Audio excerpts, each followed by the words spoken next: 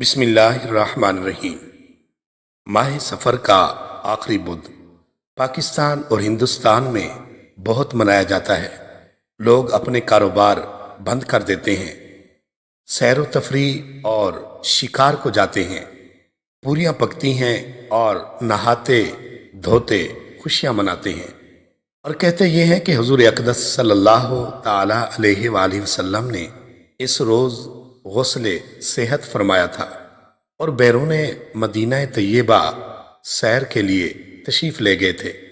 یہ سب باتیں بے بنیاد اور بے اصل ہیں، بلکہ ان دنوں میں حضور اکرم صلی اللہ علیہ وآلہ وسلم کا مرض شدت کے ساتھ تھا۔